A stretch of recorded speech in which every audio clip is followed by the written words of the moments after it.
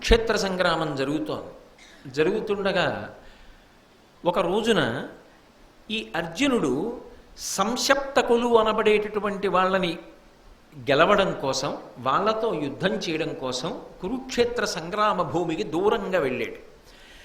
అదే సమయాన్ని అదునుగా తీసుకొని ద్రోణాచార్యుల వారు గొప్ప పద్మవ్యూహాన్ని రచించాడు. అసలు ఆ పద్మవ్యూహంలోకి ప్రవేశించడమే పాండవులకు చేత కాదు. అది తెలిసిన వాళ్ళు ఒక్క కృష్ణుడు, అర్జునుడు, వినా ఇతరులకు తెలియదు. అసలు ఒక సేనాధిపతి యొక్క గొప్పతనం ఎక్కడుంటుంది అంటే వ్యూహరచన చేయడంలో ఉంటుంది. సైన్యాన్ని అలా నిలబెట్టాలి. అలా నిలబడితే అసలు అందులోకి ప్రవేశించడం దుస్సాధ్యం అనుకోండి, తన సైన్యాన్ని తాను రక్షించుకుంటాడు, ఎదిరి సైన్యాన్ని నష్టపరుస్తాడు. ద్రోణాచార్యుల వారు అరివీర భయంకరుడు కాబట్టి అర్జునుడు లేడు ఇవాళ, ఆయన తెలుసుకున్నాడు, దూరంగా ఉన్నాడు. కాబట్టి వెంటనే పద్మవ్యూహాన్ని రచించాడు. పద్మవ్యూహంలోకి ధర్మరాజు కాని, భీముడు కాని, నకులుడు కాని, సహదేవుడు కాని ప్రవేశించలేరు, ఆయనకి తెలుసు. కాబట్టి పాండవుల వైపు విశేషమైనటువంటి నష్టం జరుగుతుంది, అనేక మంది పడిపోతారు. పైగా ధర్మరాజో, భీముడో, నకులుడో, సహదేవుడో పడితే ఎంత ప్రమాదం యుద్ధంలో. కాబట్టి అసలు పద్మవ్యూహంలోకి ప్రవేశించడం ఎలా, దీని గురించి ఆలోచించాడు ధర్మరాజు గారు. ఆయనకి జ్ఞాపకానికి వచ్చింది, సుభద్రార్జునుల యొక్క కుమారుడైనటువంటి అభిమన్యుడు పద్మవ్యూహంలోకి ప్రవేశించగలడు. అందుకు నా పిల్లవాడి దగ్గరికి వెళ్ళి అడిగాడు, పద్మవ్యూహాన్ని రచించాడు గురువు, నువ్వు ప్రవేశించగలవా అని అడిగాడు. ఆయన పరమానందపడిపోయి, కృష్ణ భగవానుడు ఆనందపడిపోయేటట్టు, మా తండ్రి సంతోషపడిపోయేటట్టు, గురువు ద్రోణాచార్యుల వారు మెచ్చుకునేటట్టు నేను ఇవాళ పద్మవ్యూహాన్ని భేదించి లోపలికి వెడతాను, వెళ్ళి శత్రు సైన్యాన్నంతటినీ కాకావికలు చేసేసి దుర్యోధనుడి మనసు కలవరపరుస్తాను, అంత శత్రు సైన్యాన్ని పడగొడతాను అని ఆయన ప్రతిజ్ఞ చేసి పరమ సంతోషంగా పద్మవ్యూహాన్ని భేదించి ద్రోణాచార్యుల వారు కూడా ఆశ్చర్యపోయాడు. ఏమిట్రా వీడి సంగ్రామశక్తి అని. ద్రోణాచార్యుల వారిని దాటి పద్మవ్యూహంలోకి వెళ్ళిపోయాడు. ఆ పద్మవ్యూహంలోకి వెళ్ళిపోతూ ఆయన ఏమనుకున్నాడంటే, వ్యూహాన్ని భేదించేశాను కాబట్టి వెనక పెదనాన్నగారు ధర్మరాజు గారు వస్తారు, భీమసేనుడు వస్తాడు, నకుల సహదేవులు వస్తారు, దృష్టజ్యుమ్నుడు వస్తాడు, ద్రుపద మహారాజు వస్తాడు, సైన్యం అంతా ఉంటుంది వెనకాతల. కాబట్టి వ్యూహాన్ని భేదించాను కాబట్టి నా వెనక వీళ్ళందరూ ఉంటారు కాబట్టి నేను క్షేమం అనుకున్నాడు అని లోపలికి వెళ్ళిపోయాడు. వీళ్ళు లోపలికి వెడదాం అనుకున్నారు, మొత్తం పాండవ సైన్యాన్ని ఆపేశాడు సైంధవుడు. శివుడి వరం ఉందిగా, అర్జునుడు వినా మిగిలిన నలుగురిని ఒకరోజు ఆపగలవు, శివుడి వరం ఉంది. ఇవాళ కలిసి వచ్చింది. ఆ నలుగురిని ఇవాళ ఆపితే అర్జునుడు దూరంగా ఉన్నాడు కాబట్టి పద్మవ్యూహంలోకి ప్రవేశించరు, లోపలికి వెళ్ళినవాడు చచ్చిపోతాడు. అర్జునుణ్ణి తాను గెలవలేనన్న కోరిక అర్జునుడి కొడుకుని చంపడంలో తీరిపోతుంది. అర్జునుణ్ణి ఓడించినంత తృప్తి, ఏడుస్తాడుగా అర్జునుడు, అది చాలు. పైశాచికత్వం అన్న మాటకు అర్థం అలా ఉంటుంది, దానికి ఇంకా అర్థం ఏమి ఉండదు ఇంకా. కాబట్టి అర్జునుడి కొడుకు లోపలికి ఎడుతున్నాడు, ఇక పైకి రాడు. ఎందుకనంటే వెనక ఎవ్వరు లేరు, ఖచ్చితంగా చచ్చిపోతాడు. కొడుకు చచ్చిపోయాక ఏడవకుండా ఉంటాడు అర్జునుడు. అక్కడ భీముడుండి, ధర్మరాజుండి, నకులుడుండి, సహదేవుడుండి, దృష్టజ్యుమ్నుడుండి, సాత్యకి ఉండి, ఇంతమంది ఉండి పద్మవ్యూహంలోకి వెళ్లకుండా అర్జునుడి కొడుకుని లోపలికి పంపించి చంపేస్తే అర్జునుడు ఎంత ఖేద పొంది ధర్మరాజుని నిలదీస్తాడు. అది అన్నదమ్ముల మధ్య అభిప్రాయ భేదాలకి కారణమవుతుందా అవదా? ఈ ఒక్క రోజు నేను అటకాయించడం తరువాతి కాలంలో పాండవులు వాళ్ళల్లో వాళ్ళు దెబ్బలాడుకోవడానికి కూడా కారణం కావచ్చు. కాబట్టి నా కక్ష తీరడానికి ఇది చాలా గొప్ప సమయం అనుకున్నాడు. అనుకుని ఆ రోజు సైంధవ విజృంభణం యొక్క గొప్పతనం ఏమిటంటే, ఈశ్వర వరం. ఆయనకి ఎంత శక్తి వచ్చేసిందంటే ఒక పెద్ద గోడ కట్టినట్టుగా అసలు పాండవ సైన్యంలో ఎవ్వడిని పద్మవ్యూహంలోకి ప్రవేశించకుండా ఆపేశాడు. ఈ వ్యూహంలో ఉన్న సైన్యం వచ్చి పాండవ సైన్యం మీద పడిపోయింది.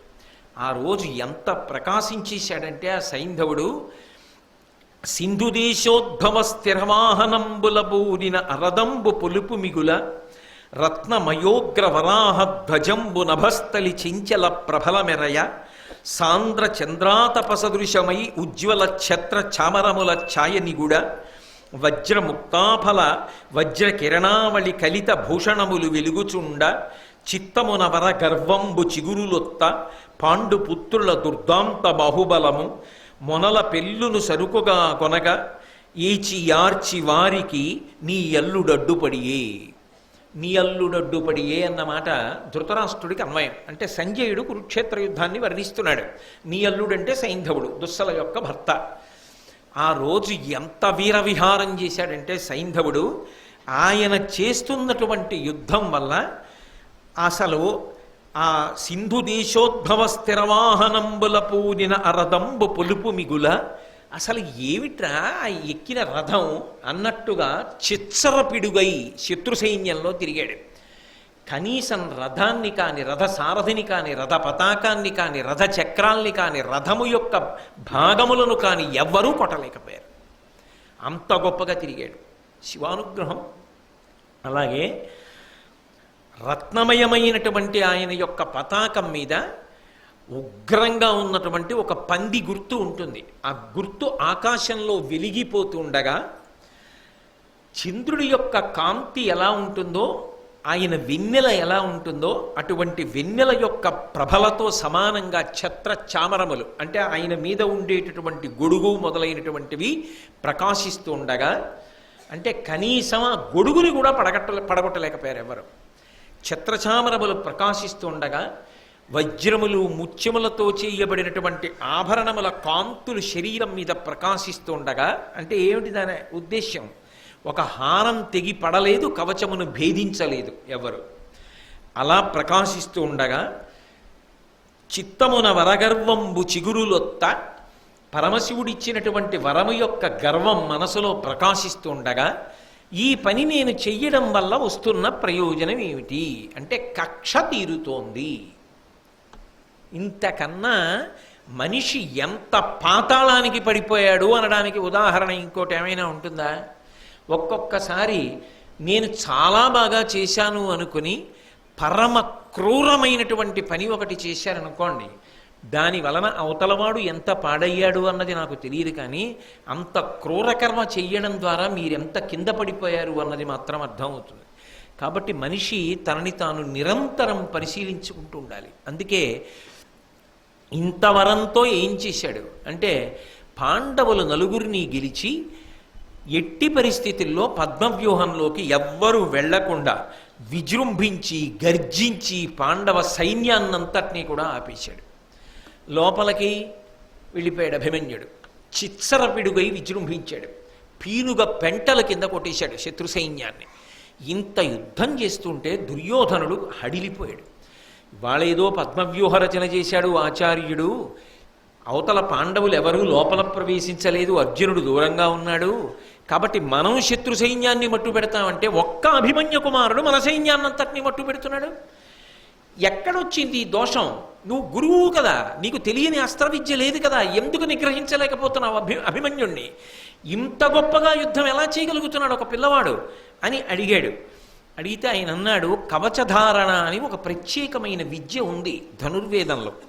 ఆ కవచధారణ విద్య తెలిసున్నవాణ్ణి నేనే అర్జునుడికి ఉపదేశం చేశాను. ఆ విద్య బహుశः అర్జునుడు అభిమన్యుడికి ఉపదేశం చేసి ఉంటాడు. ఆయన ఆ మంత్రములను సంపుటీకరణం చేసి యుద్ధానికి వచ్చాడు. ఆ కవచధారణ అన్న విద్యని ధరించి ఉండగా ఆ వ్యక్తిని ఓడించడం ఎవరికీ సాధ్యం కాదు.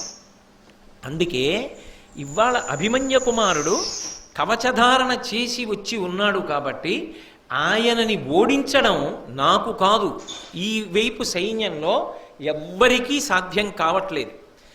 దీనికి విరుగుడు ఒక్కటే ఒక్కటి ఉన్నది. ఏది చేసైనా సరే మనం ఆయన చేతిలో ఉన్నటువంటి విల్లు విరిగిపోవాలి. ఆ విల్లు పని చేయకూడదు. విల్లు విరిగితే కవచధారణ విద్య కాపాడలేదు. కాబట్టి విల్లు విరిగిపోవాలి.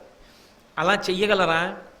విల్లు విరగనంత కాలం ఇంద్రుడు కూడా ఏమీ చేయలేడు. విలువిద్య నియమం ఏమిటి? ఎదురుగుండా నిలబడి యుద్ధం చెయ్యాలి కదా. ఈ మాట ద్రోణుడు దుర్యోధనుడికి చెప్తుంటే విన్నారు. విని ఇక వేరొక మార్గం లేదు, అభిమన్యుడు ఇవాళ మట్టు పెట్టేసేటట్టున్నాడు సైన్యాన్ని అని ఏది ఏమైపోని, ధర్మం ఏమైపోని, ఈ పిల్లవాడిని మట్టు పెట్టేయవలసింది అనుకుని కర్ణుడు అభిమన్యుడితో యుద్ధం చేయలేక ఓడిపోయినవాడు మెల్లగా దూరంగా పారిపోతున్నట్టుగా నటించి వెనక్కి చేరాడు. వెనక్కి చేరి వెనక నుంచి అభిమన్యుడు చూడకుండా బాణప్రయోగం చేసి వింటి నారి తెగిపోయేటట్టు చేశాడు. ఆ వింటి నారి తెగిపోయింది. తెగిపోగానే చేతిలో ఉన్న ధనస్సు పనిచేయలేదు. ధనస్సు పని చేయకపోవడం చూసి వెంటనే ఎదురుగుండా ఉన్న ద్రోణుడు బాణములు వేసి గుర్రాలు పడగొట్టేశాడు. ఇది ఎంతసేపట్లో?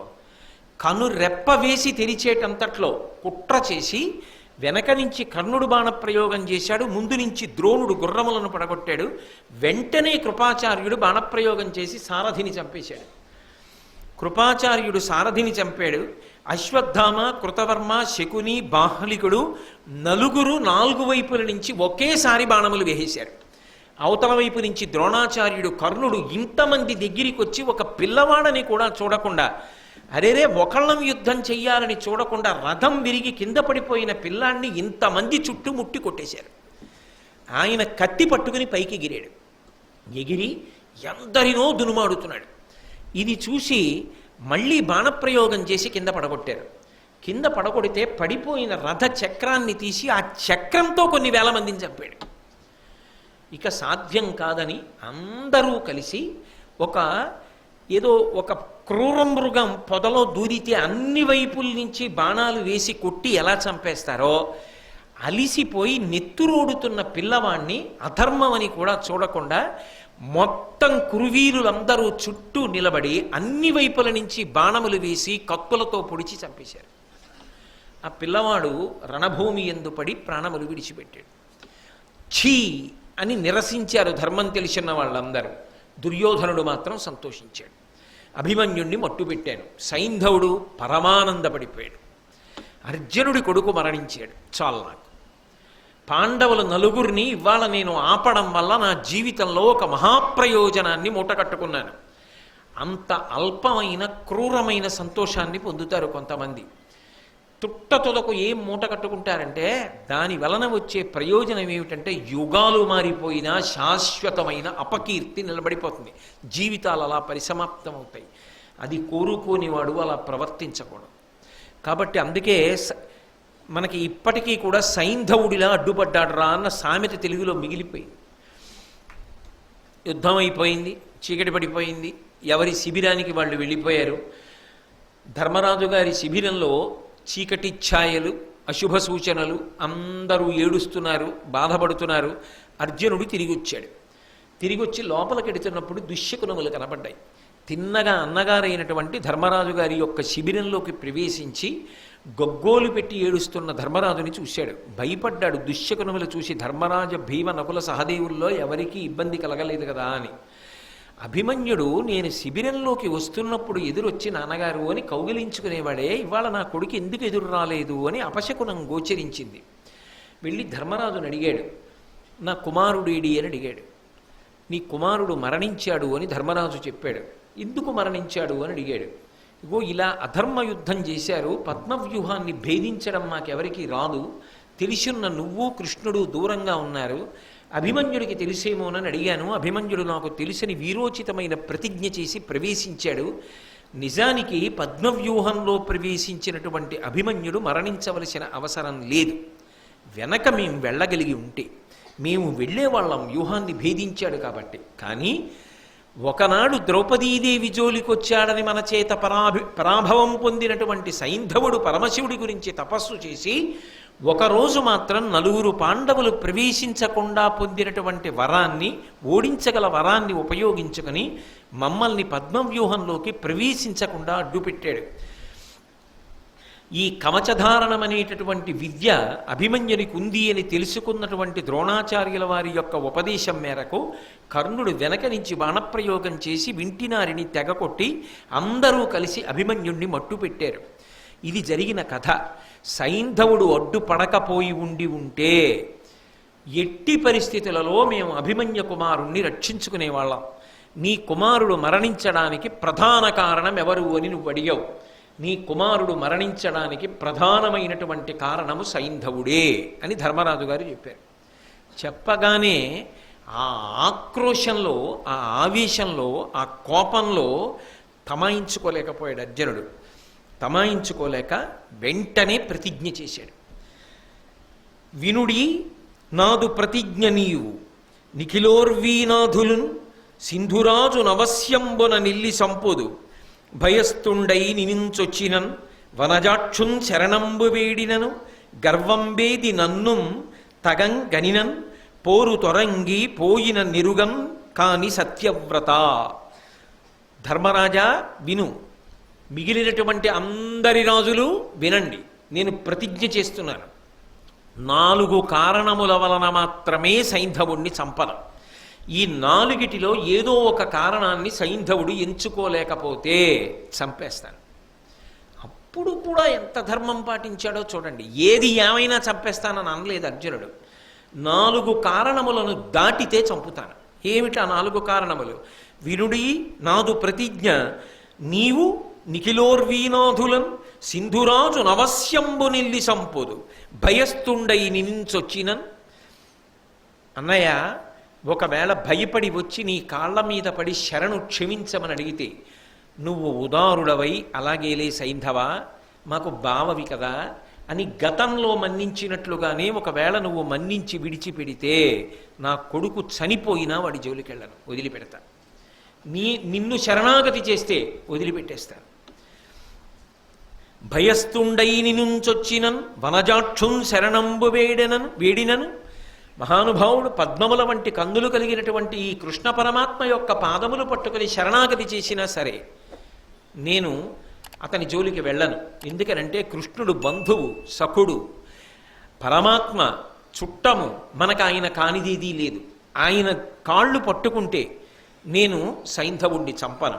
అలాగే గర్వంబేది నన్ను తగం కనినన్, ఒకవేళ నా దగ్గరికే వచ్చి అయ్యా నా తప్పైపోయిందని చెప్పేసి గర్వాన్ని, అతిశయాన్ని విడిచిపెట్టి ప్రార్థన చేసినా కూడా చంపను, వదిలిపెట్టేస్తాను. ఏమి ఉదార హృదయులండి వాళ్ళు, ఏమి ధర్మం వాళ్ళది, ఏమి క్షమించగలిగినటువంటి విశాల హృదయాలు వాళ్ళవి. వాళ్ళ హృదయాలు అమృతం చేత తడిసిపోయిన హృదయాలు. యువతల వాళ్ళవి పాషాణ హృదయాలు, హాలాహలం చేత హాలాహలం చేత తడిసిపోయిన హృదయాలు. కాబట్టి నా కాళ్ళు పట్టుకున్నా సరే నేను వదిలిపెడతాను. మన కాళ్ళు పట్టుకోవడం కష్టంగా ఉంటే, నీ కాళ్ళు పట్టుకోవడం, కృష్ణుడి కాళ్ళు పట్టుకోవడం, నా కాళ్ళు పట్టుకోవడం కష్టం అనిపిస్తే బోరు తొరంగిపోయినను, పోరులోంచి అంటే యుద్ధంలోంచి విడిచిపెట్టేసి ఇక నేను యుద్ధం చెయ్యను అని వెన్ను చూపించి యుద్ధరంగానికి రాకుండా వెళ్ళిపోయినా సరే నేను వాడి జోలికి వెళ్ళను, వదిలిపెట్టేస్తాను. ఈ 4టిలో ఏది చేసినా సరే నేను సైంధవుడి జోలికి వెళ్ళను. ఈ 4టిలో ఏది చేయకపోతే మాత్రం వదిలిపెట్టను. ఈ 4 చెయ్యకుండా ఇంకా ప్రతీకార ధోరణితో నన్నేదో చేయగలనని అనుకుంటే రేపు యుద్ధానికి వెడతాను. రేపు ఎక్కడికో వెళ్ళనుగా, కురుక్షేత్ర సంగ్రామ భూమిలోకి వెడతా. గురువుగారు ద్రోణుడే కాదు, ఎన్ని వేల మంది అయినా సరే అడ్డురాని కురుయోధులు, నాకేమీ ఇబ్బంది లేదు. బాలధ్వంసకు ఆ దుశ్శీలుం కాచుటకు నన్ను చెనకిన అస్త్రజ్వాలల కౌరవ యోధుల దూలించుచు వాని గవియుదున్ జటులగతిన్. ఒకవేళ ఆ బాలధ్వంసకుడైనటువంటి ఆ దుశ్శీలుణ్ణి రక్షించడం కోసం కౌరవ యోధులు ఎన్ని వేల మంది అయినా సరే అడ్డుపడని నేను మాత్రం ఉపేక్షించను. వాళ్ళ అండ చూసుకుని బ్రతికిపోతానని అనుకున్నాడా, విడిచిపెట్టే సమస్యే లేదు. నా అస్త్రముల యొక్క జ్వాలలలో వాళ్ళందరినీ కూడా భస్మంగా చేసి చిట్ట చివర సైంధవుణ్ణి చంపేస్తాను. దానికి చాలా రోజులు తీసుకుంటాననుకుంటున్నారేమో, అలా యుద్ధం చేసి చేసి చేసి చేసి సైంధవుణ్ణి చంపుతాననుకుంటున్నారేమో. అలా ఉండదు. రేపు సూర్యాస్తమయం లోపల చంపేస్తాను. అంతేకాదు, నేను నా మాట నిలబెట్టుకోలేకపోతే, అలా నేను కానీ యుద్ధంలో సైంధవుణ్ణి చంపకపోతే ఇట్లు చేయనైతినేని గురుద్రోహగతికి ఒట్లు పెట్టడం మొదలుపెట్టాడు. నేను అలా చేయకపోతే రేపటి సూర్యాస్తమయంలోగా నేను కానీ సైంధవుణ్ణి మట్టు పెట్టలేకపోతే నాకు ఎన్ని పాపములు సంక్రమిస్తాయో తెలుసా? ఇక్కడితో పోకూడదు. నాకు ఊర్ధగతులు కూడా చెందకుండుగాక, నేను మహాపాతకములను చేసిన వాడనగుదునుగాక. ఎటువంటి పాతకములు అంటే గురుద్రోహి గతికి, గురువులకు ద్రోహం చేసినటువంటి వాడు ఎంత భయంకరమైన పాపాన్ని పొందుతాడో అటువంటి మహాపాతకాన్ని నేను పొందదనుగాక. రేపటి లోపల సైంధవుణ్ణి చంపకపోతే ఇన్ని పాతకములు అర్జునుడికి చుట్టుకుంటాయి. ఇక్కడతో పోదది, తర్వాత కట్టి కుడిపేస్తుంది, సమస్త తేజస్సుని హరించేస్తుంది. ఆయన జీవితంలో చేయలేదు ఎటువంటి అధర్మం, అయినా సైంధవుణ్ణి చంపకపోతే నాకు ఈ పాతకములు చుట్టుకునుగాక ప్రతిజ్ఞ చేసేస్తున్నాడు అంతే. అది అతిశయమా, ధైర్యమా, కోపమా, విచ్చలవిడితనమా, ఔచిత్యాన్ని మరిచిపోయాడా తెలియదు. కానీ ప్రతిజ్ఞ చేస్తున్నాడు.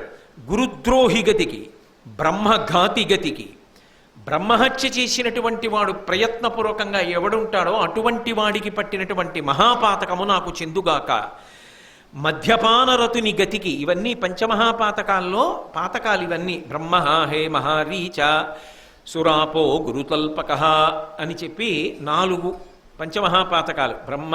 బ్రహ్మహత్య చేసినవాడు, హే మహారీచ బంగారం దొంగిలించినవాడు, సురాపో కళ్ళు తాగడం, గురుతల్పక గురువుగారు లేని సమయం చూసి గురుపత్ని పడుకుని ఉండగా మంచం మీద పడుకోవడం, అంతకన్నా నోటితో కూడా నేను ఉచ్చరించను, గురుద్రోహం చేయడం. ఇటువంటివి చేసిన వాడు ఎవరుంటాడో అవి చేసిన వాడని తెలిసి కూడా అటువంటి వాడిని నా మిత్రుని చెప్పడం 5వ పాతకం. కాబట్టి తత్సంసర్గీచ పంచమః, అటువంటి వాడు నా స్నేహితుడు అని చెప్పుకున్నా కూడా అలా చెప్పుకున్నవాడు 5వ పాతకాన్ని చేసినవాడు అవుతాడు. ఇవి 5 పంచమహాపాతకములు అని శాస్త్రం చెప్తోంది, కోటేశ్వరరావు చెప్పట్లేదు. కోటేశ్వరరావు చెప్పారు అనకండి, నేను శాస్త్రం చెప్పడానికి వచ్చాను, అదే చెప్పగలను అంతే. ఇంకోటి నేను ఎందుకు చెప్తాను, ఎలా చెప్తాను, ఎక్కడ ఏ ధర్మం పాటించాలో ఆ ధర్మం పాటించాలంతే. కాబట్టి ఇప్పుడు 4 మహాపాతకముల్లో 3 మహాపాతకములు తనకి చుట్టుకుంటాయని చెప్తున్నాడు. బంగారం దొంగిలించడం ఒకటే వదిలిపెట్టాడు. ఆయనకి ఏం అవసరం ఉంటుంది, నేను హే మహారీచ అది వదిలిపెట్టి.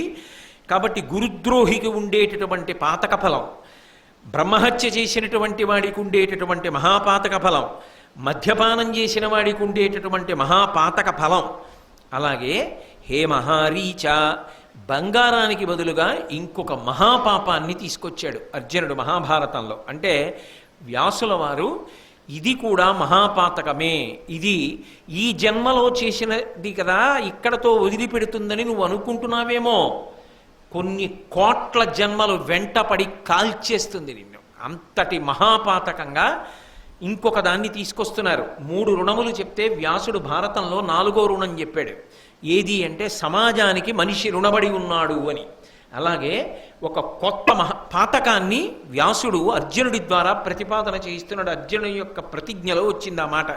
ఆయన అన్నాడు, మానార్హ జన పరివాదిగతికి, ఎంతోమంది చేత గౌరవం అందుకున్నవాడు, ఇప్పటికీ ఎంతోమంది గౌరవానికి పాత్రమయ్యేటట్టే జీవితం చేస్తున్నవాడు ఎవడుంటాడో అటువంటి వాని యందు లేని దోషాన్ని కల్పించి ఆరోపించి అప్రతిష్టపాలు చెయ్యడానికి అపనిందలు పలికినవాడు ఎవరుంటాడో, ఎవడు హేయంగా మాట్లాడతాడో అటువంటి వాడు ఎటువంటి భ్రష్టగతులకు వెళ్ళిపోతాడో నేను కూడా గతులకు వెళ్ళేదనుగాక. అంటే ఇవి అర్జునుడు చేసిన ప్రతిజ్ఞలైతే ఇటువంటి వాటి జోలికి మనం వెళ్ళకూడదు అని ఎంత దూరంగా ఉండాలో, అటువంటి వాటి జోలికి వెళ్ళడం తేలికగా కనపడినా కోట్ల జన్మలు ఎలా కట్టి కుడిపేస్తాయో భారతం ప్రబోధం చేస్తోంది. కాబట్టి ఇటువంటి మహాపాతకములు నన్ను చుట్టుకొనుగాక. ఎందుకు అంటే రేపు సూర్యాస్తమయం లోపల నేను సైంధవుణ్ణి చంపలేకపోతే అని. అనిమిష దైత్యకిం పురుషలాదిగనెవ్వరు వచ్చి కాచినన్ దునుముదునెల్లి సైంధవుని తోయజమిత్రుడు కృంగకుండ మున్నవ నరవరేణ్య ఇత్తెరుగు నా కొనరింపగరాకయున్న నేననలము సొచ్చువాడ నృపులందరు చూడగ గండివంబుతో. పరమ భయంకరమైన ప్రతిజ్ఞ చేశాడు. రేపు సూర్యాస్తమయం వేల్టికి నేను కాని సైంధవుణ్ణి సంహరించకపోతే, సూర్యాస్తమయం అయిపోయింది, సైంధవుడు బ్రతికున్నాడు, నేను పైన చెప్పిన 4 చెయ్యలేదు, నాకు ఎదురు నిలబడి బతికాడు అంటే సూర్యాస్తమయం అయిపోగానే అగ్నిని రగల్చి గాంధీవాన్ని చేత్తో పట్టుకుని అగ్నిలో ప్రవేశించి శరీరాన్ని వదిలిపెట్టేస్తాడు. గాంధీవాన్ని ఎందుకు? గాంధీవం పట్టుకుని అగ్నిలోకి ఎందుకు అంటే ఖాండవమాన దహనం చేసినప్పుడు ఆ అగ్నిహోత్రుడు ఇచ్చాడు గాంధీవాన్ని. అది తాను తేజోంశ సంభవుడు కాబట్టి ఇచ్చాడు. ఆ గాంధీవం మళ్ళీ అగ్నిహోత్రుడికి ఇచ్చి వెళ్ళిపోతాను. కాబట్టి నేను ఇక ఉండను. ఇటువంటి ఘోరమైనటువంటి ప్రతిజ్ఞ చేసేశాడు. ఇది ఇహమునందు ప్రమాదం, పరమునందు ప్రమాదం. ఇంత భయంకరమైనటువంటి ప్రతిజ్ఞ చేసేశాడు. ఇప్పుడు మీరు ఒకటి ఆలోచించండి. ఈ ప్రతిజ్ఞ చేశాడు కదా, ఈ ప్రతిజ్ఞలో అర్జునుడికి సౌలభ్యమా, కౌరవులకి సౌలభ్యమా? కౌరవులకే సౌలభ్యం. వాళ్ళు అర్జునుడిని చంపక్కర్లేదు, సైంధవుణ్ణి వ్యూహంలో దాచగలిగితే చాలు. మేము దాచలేమనుకోవడానికి అటు పక్క సర్వసైన్యాధిపతి ద్రోణాచార్యుల వారు. ద్రోణుడే నిలబడితే వ్యూహాన్ని పన్ని ఎదురుగుండా నిలబడ్డాడనుకోండి, అర్జునుడు దాటగలడా? శిష్యుడు. ఎందుకంటే ధర్మం పాటిస్తాడు. అంత తొందరగా చేయడు. ఒక బాణం వేస్తే ఓ బాణం వేస్తాడు, 2 బాణాలు వేస్తే 2 బాణాలు వేస్తాడు, 3 బాణాలు వేస్తే 3 బాణాలు వేస్తాడు. ఈలోగా సూర్యుడు కదిలిపోతాడు. అక్కడ సమయం దాటిపోతుంటే అయిపోయిందంతే. సూర్యాస్తమయం అయిపోయింది అనుకోండి. పోనీ ద్రోణుడు వ్యూహరచన నైపుణ్యం లేనివాడా? ఆయన దగ్గర కదా వీళ్ళందరూ నేర్చుకున్నది. అవతల వైపు ద్రోణుడు తక్క వీరులు లేరా? అశ్వత్థామ ఉన్నాడు, బాహ్లికుడు ఉన్నాడు, శకుని ఉన్నాడు, శల్యుడు ఉన్నాడు, ఆ పైన ఇతరమైనటువంటి వీరులు అశ్వత్థామ ఉన్నాడు, కృపాచార్యుల వారు ఉన్నారు, కృతవర్మ ఉన్నాడు. ఇంతమంది వీరులు ఉన్నారు. ఇంతమంది వీరులు చుట్టూ రక్షణ వలయంగా నిలబడి సాయంకాలం వరకు సైంధవుణ్ణి కాపాడుకోగలిగితే చాలు. వాళ్ళు ఏం చేయక్కర్లేదు. అర్జునుణ్ణి దగ్గరికి రాకుండా ఆపగలిగితే చాలు, అయిపోయిందంతే యుద్ధం. ఎందుకో తెలుసా? అర్జునుడు చనిపోతాడు. అర్జునుడు చనిపోయాడు అనుకోండి, ఇంకేం యుద్ధం? అర్జునుడు లేకుండా కృష్ణుడు ఒక క్షణం బ్రతకడు. కాబట్టి కృష్ణుడు వదిలేస్తాడు శరీరం, అవతార పరిసమాప్తి చేసేస్తాడు. కృష్ణుడు అర్జునుడు వెళ్ళిపోయాక ఇంకా ధర్మరాజు, భీముడు, నకులుడు, సహదేవుడు, దుర్యోధనుల్లో బ్రతికుంటారని మీరు అనుకుంటున్నారా? ఉండరు. తమ చేతికి మట్టి అంటుకోకుండా అయిపోయింది యుద్ధం. మొత్తం పాండవ సైన్యాలు కాకావికలైపోతాయి. వాళ్ళంతటా వాళ్లే చచ్చిపోతారంతే అందరూ. ఎంత గొప్ప అవకాశం కౌరవులకి ఇచ్చేశాడు అర్జునుడు. తనని తాను ప్రమాదంలోకి తోసేసుకున్నాడు. సైంధవుడు భారతంలో తనంత తాను అనుకోకుండా సాధించినటువంటి గొప్ప సావకాశం. ఇప్పుడు మీరు ఒకటి ఆలోచించండి. దుర్యోధనుడు తెలివి తక్కువ వాడు కాడు కదా. సైంధవుడు బాబోయ్ నాకెందుకు అర్జునుడు చంపేస్తాడు, నేను వెళ్ళిపోతానంటే ఒప్పుకుంటాడా? నేను ధర్మరాజు గారి కాళ్ళ మీద పడతానంటే ఒప్పుకుంటాడా? కృష్ణుడి కాళ్ళ మీద పడతానంటే ఒప్పుకుంటాడా? అర్జునుడి కాళ్ళ మీద పడతానంటే ఒప్పుకుంటాడా? ఒప్పుకోడు. ఎందుకని? అవకాశం తనకుంది, అందుకని వెళ్ళనివ్వడు సైంధవుణ్ణి. నీకెందుకురా మేము కాపాడుతా ఉంటాడు అంటాడా? అండా అన్నవాడు ఏం చేస్తాడు? ఖచ్చితంగా ప్రయత్నిస్తాడు సైంధవుడు దొరకకుండా. సైంధవుడు దొరకకుండా ఆపగలిగాడు అనుకోండి సూర్యాస్తమయం వరకు, అయిపోయిందంతే. పాండవ పక్షం వైపు ఎవరూ ఊహించడానికి వీలు లేనంత భయంకరమైనటువంటి నష్టం జరిగిపోతుంది. కాబట్టి ఇప్పుడు ఈయన ఈ ప్రతిజ్ఞ చేసి గొప్పగా దేవదత్తమనబడేటటువంటి శంఖాన్ని పూరించాడు. వెంటనే కృష్ణ పరమాత్మ పాంచజన్యాన్ని పూరించాడు. అర్జునుడు గాంధీవారికి వింటినారి తగిలించి ఆ వింటినారిని ఒక్కసారి లాగి వదిలిపెట్టాడు. అందులోంచి ధ్వని ప్రకంపనలు వచ్చాయి. దుర్యోధనుడి యొక్క శిబిరంలో వినబడింది. హడిలిపోయారు. కృష్ణార్జునుడు శంఖం పూరిస్తున్నారు, గాంధీవధ్వనొస్తోంది. ఇవాళ అభిమన్యుణ్ణి మట్టు పెట్టాం మనం, ఏమవుతుందో ఏమిటో, ఎంత ఉగ్రులవుతారో అని. అటువైపు గూఢచారులు ఉంటారు, ఇటువైపు గూఢచారులు ఉంటారు. వెంటనే చారులు గబగబా వెళ్ళి అవతల శిబిరంలో చెప్పారు. దుర్యోధనుడు మహాసంతోషంలో ఉన్నాడు ఆ రోజున. ఎందుకని అంటే అభిమన్యుణ్ణి చంపారు. ఒక మహావీరుడు చచ్చిపోయాడు. అర్జునుడు మానసికంగా దెబ్బతిన్నాడు. ధర్మరాజు ఏడుస్తున్నాడు, నకుల సహదేవులు ఏడుస్తున్నారు, సుభద్ర ఏడుస్తోంది, ద్రౌపదీదేవి ఏడుస్తోంది, ఉత్తర ఏడుస్తోంది. ఇంతమంది శోకానికి కారణం కాగలిగారు. అధర్మమో ఏమో, పిల్లవాణ్ణి మట్టుబెట్టి చంపేశామా లేదా? మంచి సంతోషంలో ఉన్నారు అందరూ. చుట్టూ రాజులందరూ కూర్చుని ఉన్నారు. చారుల వలన తెలిసింది అర్జునుడు ఇటువంటి ప్రతిజ్ఞ చేశాడు అని. వెంటనే సైంధవుడు కాళ్ళు వణికిపోయి ఒళ్ళంతా చెమటలు పట్టేసి హడిలిపోతూ దుర్యోధనుడి దగ్గరికి వెళ్ళాడు. వెళ్ళి అన్నాడు, ఏనొకరుండనే తనకు ఎగ్గొనరించితే ఏల నాపైంపూనినవాడు ఫల్గుణుడు పోర వధింపగా ఎట్టిపాడి మీకీ నిరిసంత సంబు వగపేటికి నాకు వటయేని పోయదన్ వాని ప్రతిజ్ఞ కడ్డుపడువారే సురాసుర సిద్ధ సాధ్యులున్. ఏమిటి నా మీద ప్రతిజ్ఞ చేయడం ఏమిటి అర్జునుడు? నేనొక్కడేనా యుద్ధం చేసింది? నేనొక్కడేనా అభిమన్యుడి చావుకి కారణం? అంటే కక్ష కట్టేటటువంటి వాళ్ళ స్వభావం ఎలా ఉంటుందో తెలుసా? అవతల వాడు ఏం చేస్తాడులే అని, వాడు ధర్మానికి కట్టుబడ్డవాడు, అందుకని వాడు మనలా ఏదో ఆ అన్ని కట్టుబాట్లు అధిగమించి తెగబడి తప్పు చేయడానికి ఇచ్చగించాడు. కాబట్టి మనం ఏదో చేసేసి సంతోషపడిపోవచ్చు. కానీ ఆయన కూడా ధర్మబద్ధంగానే తిరగబడ్డాడు అనుకోండి, అంత నిస్సిగ్గుగా దాక్కోగలరు, అంత నిస్సిగ్గుగా దాక్కుని సిగ్గు లేకుండా బ్రతికేయగలరు. అది రాక్షసతత్వం. ఏది నిజమైన శక్తి? నిజంగా శక్తి ఉంటే కురుక్షేత్రంలో అభిమన్యుడితో యుద్ధం చేసి నెగ్గాలి.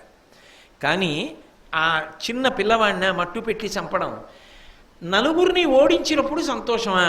ప్రతిజ్ఞ చేసేటప్పటికీ ఎంత పిరికి మాటలు మాట్లాడుతున్నాడో చూడండి. అంటే అవతల వాళ్ళు ఏమీ చెయ్యరు. ఒకప్పుడు బావగారిని ఊరుకున్నారు కదా, కాబట్టి ఇప్పుడు ఏమీ చేయరు అనుకున్నాడు. కానీ ప్రతిజ్ఞ చేశాడు, ఇప్పుడు చంపి అవతల పారేస్తానన్నాడు. అప్పుడు కూడా 4 మినహాయింపులు ఇచ్చాడు. అవి చెయ్యట, చెయ్యకుండా వదిలేయాలట. అంటే అసలు ఆ మనస్తత్వానికి ఏమైనా అర్థం ఉందండి? అసలు అది ఎంత అసహ్యకరమైనటువంటి మనస్తత్వమో ఆలోచించండి. నీ జీవితాన్ని నువ్వు ఇలా సంక్లిష్టం చేసుకోకు. ఒకసారి క్రౌర్యం జోలికి, పగల జోలికి వెళ్ళిపోతే నీ ప్రయత్నం లేకుండా మనసు ఇలాగే దిగజారిపోతుంది. శాశ్వత అపకీర్తిని సంపాదించుకుంటావు. అందుకే ధర్మమన్న చట్టంలోంచి దాటిన ఏ పని జోలికి నువ్వు వెళ్ళవద్దు. ధర్మబద్ధమైన పని చెయ్యి, అంతే. అది మాత్రం నిన్ను కాపాడుతుంది. ధర్మమన్న వలయాన్ని మాత్రం ఎన్నడూ దాటవద్దు. కాబట్టి అది అర్జునుడి గొప్పతనం. అందుకే ధర్మచట్రంలోకి ఇమిడేడు. ప్రతిజ్ఞలో కూడా 4 కారణములకు చంపనన్నాడు. వీడు పశ్చాత్తాపంతో ఏం చేయాలి? ఇంత తప్పు చేశాను, వెళ్ళి కాళ్ళ మీద పడతాననాలి. పోనీ కాళ్ళ మీద పడ్డానికి విడిసిపాటు ఉంటే యుద్ధం చెయ్యను, వెనక్కి పోతాననాలి. దుర్యోధనుడి దగ్గరికి వెళ్ళి చెప్పుకోవడం ఎందుకు? అంటే ఇంకా ఏదో బ్రతకాలని కోరిక, పాండవులు వీళ్ల చేత మట్టు పెట్టబడాలని కోరిక. అందుకని ఏనొకరుండనే తనకు నెగ్గునరించితే, నేనొక్కడనేనా అర్జునుడికి బాధ కల్పించిన వాణ్ణి? నేనొక్కడనేనా అభిమన్యుడి చావుకి కారణమైన వాణ్ణి? ఏలనాపయం పూనినవాడు ఫల్గునుడు. ఏమిటి నా ఒక్కడి మీదే కక్ష కట్టేమిటి అర్జునుడు మధ్యలో? కాబట్టి నేను ఇలా బాధపడుతుంటే మీరందరూ ఏమిటి అలా హాయిగా సంతోషంగా కూర్చుని మాట్లాడుకుంటున్నారు? నా బాధ గురించి మీకు ఎవరికి పట్టదా? నాతో 4 పాండవుల్ని ఆపించినప్పుడు ఇప్పుడు మళ్ళీ అటు వస్తాడు. అవతల వాళ్ళని రెచ్చగొట్టడానికి తప్పు ఒప్పుకుంటాడు. ఫల్గునుడు ప్రతిజ్ఞ తన ఒక్కడి మీద చేయకూడదట. ఏమైనా సారం ఉందండి ఆ మాటలో? కాబట్టి మీరేమిటి అలా సంతోషంగా కూర్చుంటారు? మీకు నేను ఎలా పోయినా మీకేం పట్టదా? అసలు పార్థుడిటువంటి ప్రతిజ్ఞ చేస్తే దానికి అడ్డుపడడం, వాని ప్రతిజ్ఞకు అడ్డపడవారే సురాసుర సిద్ధ సాధ్యులున్. అర్జునుడు ప్రతిజ్ఞ చేస్తే దానికి అడ్డుపడగలిగినటువంటి శక్తి దేవదానవులకు కానీ సిద్ధ సాధ్యులకు కానీ ఉన్నదా? లేదు కదా. కాబట్టి నేను ఖచ్చితంగా మరణించి తీరుతాను కదా. మీరందరూ నాతో చేయించుకున్నప్పుడు ఉపకారాలు చేయించుకున్నారు. కానీ ఇప్పుడు నాకు అక్కరకొచ్చేవాడెవడు? నన్ను కాపాడేవాడెవడు? మీరు నా గురించి పట్టించుకోవట్లేదే అని వెళ్ళి దుర్యోధనుడి దగ్గర బాధపడ్డాడు.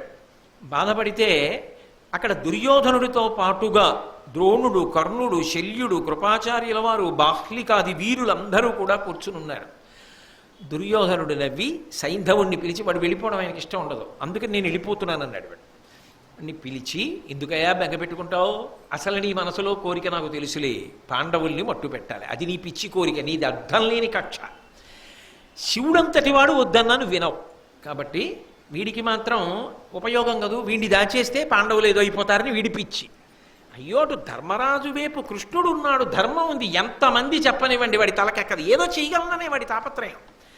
కాబట్టి ఆయన అన్నాడు, నమ్ముము వెరవకు, ఏనును తమ్ములను కోట నీకు తాత్పర్యముమై నిమ్మేటి మగలు సూర్యుల నిమ్మి నిలువ ఇంద్రుడైన నీకెదురుగునే నేను, నా 99 మంది తమ్ముళ్ళు, ఈ యోధులు ఇంతమంది నీకు గోడగా నిలబడతారు, కోట అయి నిలబడతారు. నిన్నెక్కడ చంపుతాడు అర్జునుడు? నీ జోలికి ఎక్కడ వస్తాడు?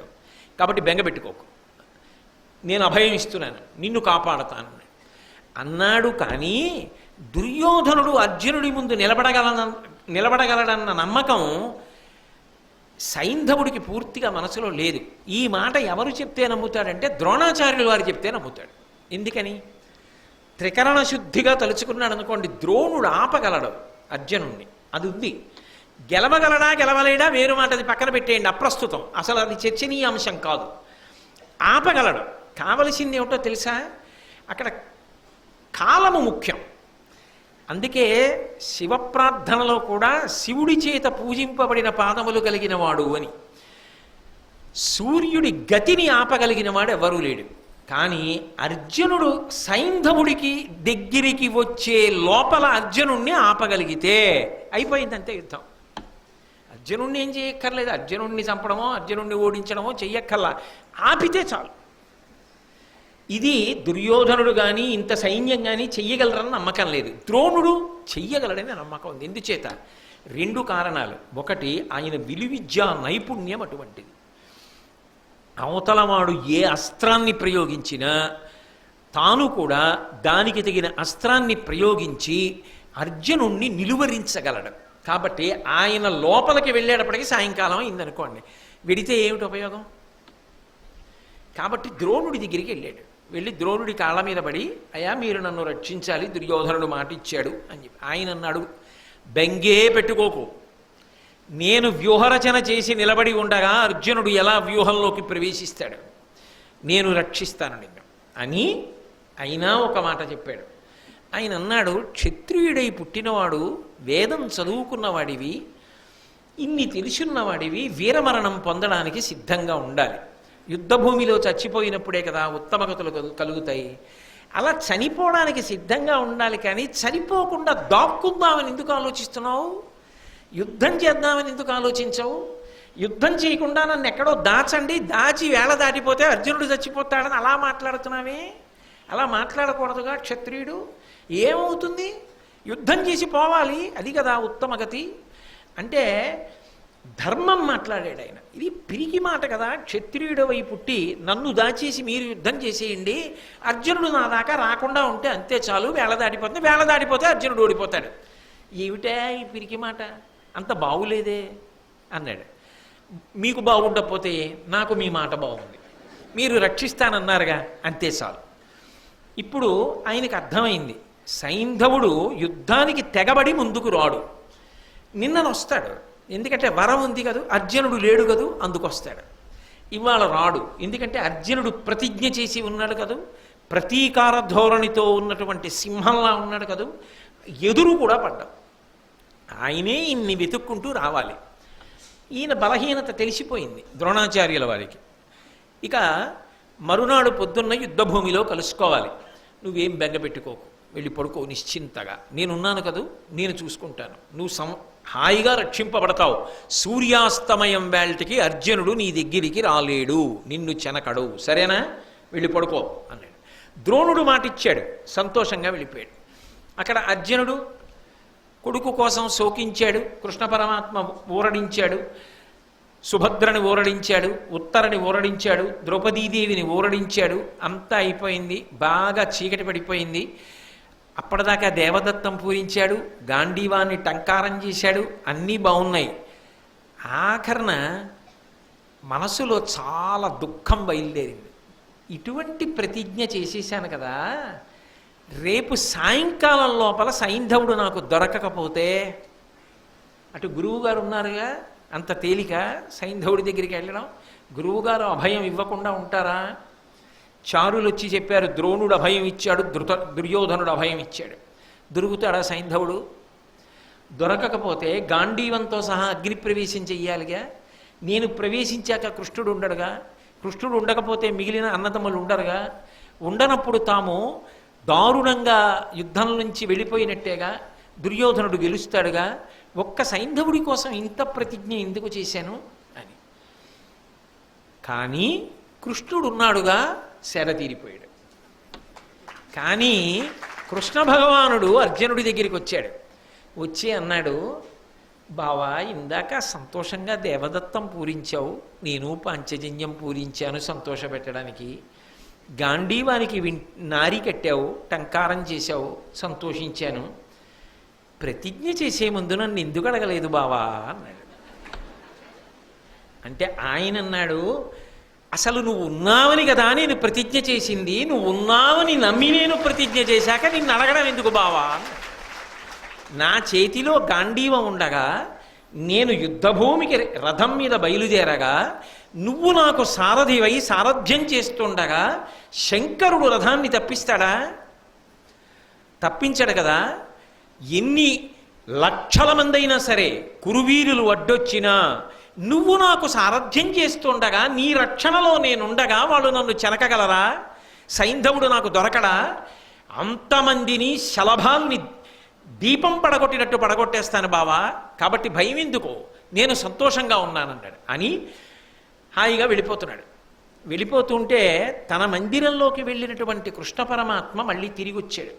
తిరిగి వచ్చి, అర్జున, ప్రతిరోజు రాత్రి వేళ పడుకోబోయే ముందు అస్త్రములనన్నింటినీ కూడా అక్కడ పెట్టి త్రయంబక పూజ అని పరమశివుణ్ణి ఉద్దేశించి పూజ చేసి పడుకుంటావు కదా, ఇవాళ నువ్వు ఆ పూజ చేశావా అని అడిగాడు.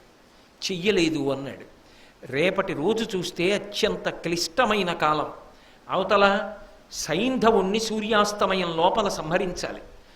నువ్వు ఇవాళ పూజ చేయడం మానేసి పడుకుంటున్నావు. వెంటనే పూజ చేయమని తానే దర్భాసనాలు వేయించి చుట్టూ అస్త్రములనన్నింటినీ పెట్టించి తాను అక్కడ ఉండి అర్జునుడి చేత త్రయంబక పూజ చేయించాడు. ఆ త్రయంబక పూజ చేసినప్పుడు చిత్రం ఏమిటంటే, కొడుకు చనిపోయాడు, ఇంత ప్రతిజ్ఞ చేశాడు, రేపటి రోజు ఎలా ఉంటుందో మనసు ఆందోళనతో ఉంది. మనసు నిలబెట్టడం కష్టం కదూ. నాకు శివుడు కృష్ణుడే, నాకు శివుడు వేరొకడు కాదు, నేను నమ్ముకున్న కృష్ణుడే శివుడు. అందుకని గంధం సమర్పయామి అన్నప్పుడు మనసులో కాదు, పరమశివుడి పాదములు స్మరించి పుయ్యాలి. ఇవాళ నా మనసు అలా నిలబట్టలేదని కృష్ణుడి యొక్క పాదములకు గంధం పూశాడు. హారం శంకరుడికి వేయవలసింది ఎదురుగుండా కూర్చున్న కృష్ణుడికి వేశాడు. వేయించుకుంటున్నాడు కృష్ణుడు. మెడలో వేశాడు. అక్షతలు కృష్ణుడి యొక్క పాదముల మీద సమర్పించాడు. నువ్వే నాకు శివుడివి, నువ్వే నాకు కృష్ణుడివి. ఎదురుగుండా కనపడుతుంటే పూజకి మనసు నిలబడుతుంది అని కృష్ణుడికి శివుడిగా పూజ చేశాడు. పూజ చేసి, బావా, నువ్వు చెప్పావు కదా త్రయంబకారాధనం చేశానన్నాడు. సరే, నేను వెళ్ళి విశ్రాంతి తీసుకుంటానని కృష్ణ పరమాత్మ తన మందిరానికి వెళ్ళాడు. అర్జునుడు ఆ దర్భాసనం మీద పడుకున్నాడు. పడుకుని చాలా శోకం కలిగింది. దేని వలన శోకం అంటే, ఇంత పెద్ద ప్రతిజ్ఞ చేశానే, రేపు గురువు గారు ముందు అడ్డొస్తారు, ఆయన్ని ఎలా దాటడం? అందరినీ చంపినట్టు చంపగలనా? అంత తీవ్రమైన బాణములు వెంటనే మొదలు పెట్టగలనా? అలాగని మర్యాదతో కాలక్షేపం చేస్తే సూర్యుడి గతి ఆగదగా వెళ్ళిపోతాడుగా. ఎంత దూరం వెళ్ళి పట్టుకోవలసి ఉంటుందో, రేపు అసలు ఎటువంటి వ్యూహం రచిస్తాడో. ద్రోణుణ్ణి దాటి పట్టగలనా సైంధవుణ్ణి? పట్టలేకపోతే ఏమవుతుంది? కృష్ణ పరమాత్మ మీద భారమంతా పెట్టి ప్రతిజ్ఞ చేసేసానే. వ్యాకులత చెందిన కృష్ణుడి మీద ఉన్నటువంటి అపారమైన విశ్వాసం చేత నిద్రపోయాడు. అక్కడ కృష్ణుడు నిద్రపోలేదు. ప్రతిజ్ఞ చేసినవాడు అర్జునుడు, నిద్రపోనివాడు కృష్ణుడు. దారుకుడు తన సారథిని పిలిచాడు. పిలిచి, దారుక, చూశావా, ఆ అర్జునుడు నాకు చెప్పకుండా ఎంత ప్రతిజ్ఞ చేశాడో. నిజానికి ఈ శరీరం అంతా నేను ఒక్కడనే అనుకుంటున్నావా దారుక? నా శరీరంలో సగభాగం అర్జునుడయ్యా. ఆయన నిజంగా రేపు సైంధవుడిని వధించలేక అగ్నిప్రవేశం చేస్తే సగభాగం కాలిపోయిన శరీరం బతుకుతుందా? కాబట్టి నేను కూడా మరణిస్తానయ్యా. కానీ ఆ సైంధవుణ్ణి పట్టుకోవడం అంత తేలిక. ఒకరోజు సూర్యాస్తమయం లోపల పట్టుకోవాలంటే అటు కురువీరులకు ద్రోణుడికి గొప్ప అవకాశం ఇచ్చేశాడే అర్జునుడు. రాత్రికి గురువు ఏ వ్యూహాన్ని రచిస్తాడో, ఎలా పట్టుకుంటానో నాకేమీ మనసు అట్టం లేదయ్యా. మనసు పరిపరి విధముల పోతోంది. రేపు నేను అర్జునుణ్ణి ఎలా రక్షించుకోవాలి, దానికోసం ఇంత కలత చెందుతున్నాను. ఎవరు? ఆయనని నమ్ముకున్నవాడు నిద్రపోతున్నాడు. తనని నమ్ముకున్నవాడు నిద్రపోతుంటే వాణ్ణి ఎలా రక్షించాలని పరమాత్మ నిద్రమాని తిరుగుతున్నాడు. అది భగవంతుని యొక్క అనుగ్రహం.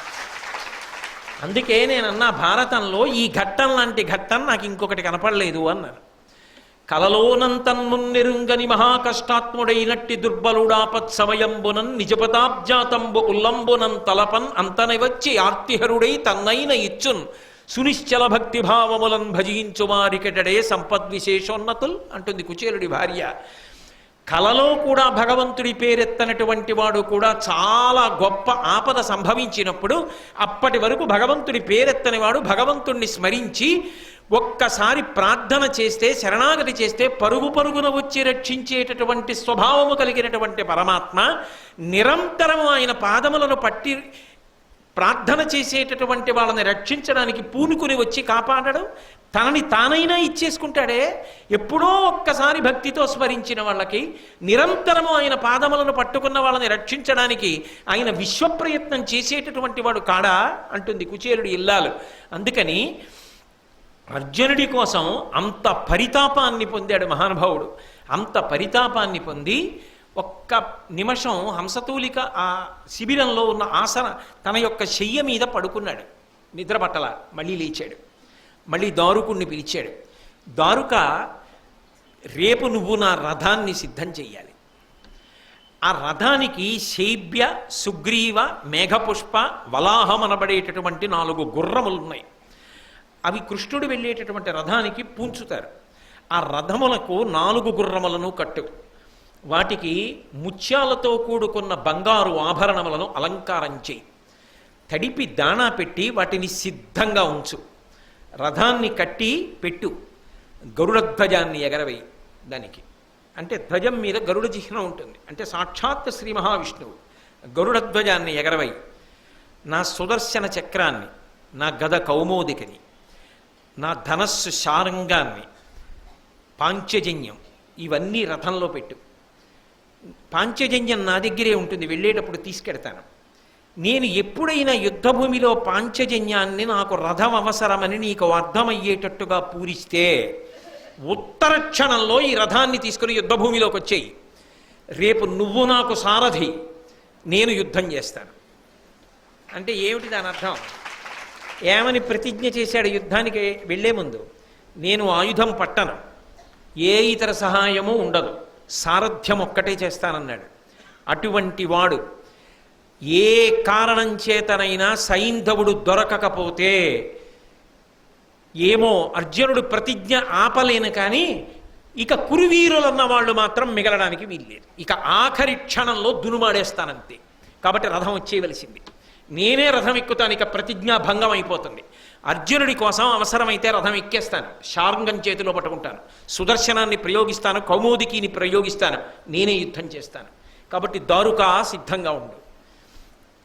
అసలు లోకంలో భగవంతుడన్నవాడు భక్తుణ్ణి ఆదుకోవడానికి ప్రతిజ్ఞా భంగం అనేటటువంటి అపకీర్తిని కూడా పొంది ఎంత కిందకి దిగిపోతాడు అన్నదానికి ఇంతకన్నా పరాకాష్ఠ ఎక్కడుంటుంది?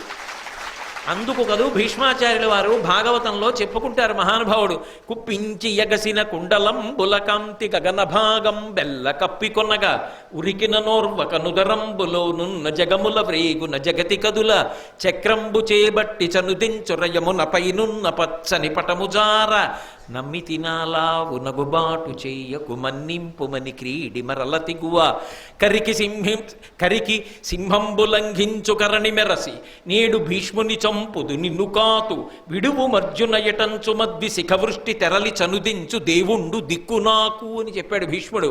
అర్జునుడు యుద్ధం చెయ్యలేకపోతే భీష్మాచార్యుల వారితో రథం దిగిపోయి చక్రం పట్టుకుని పైనున్న ఉత్తరీయం జారిపోతుండగా ఇవాళ చంపేస్తాను భీష్ముడిని వెళ్ళిపోయాడు. ఒకసారి ప్రతిజ్ఞాభంగమే చేశాడు.